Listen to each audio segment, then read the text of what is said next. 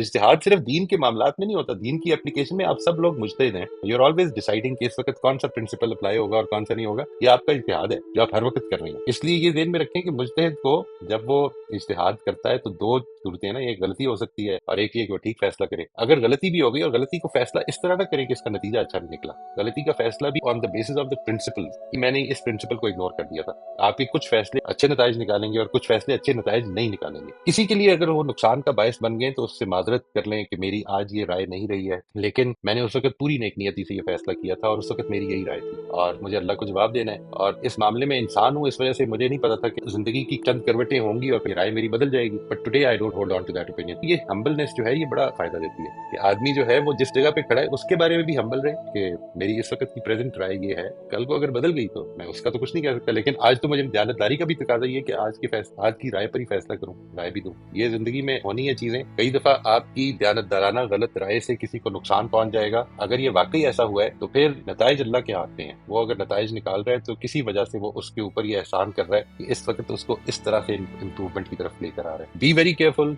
उससे जरूर माफी मांगें, लेकिन don't put the blame on yourself.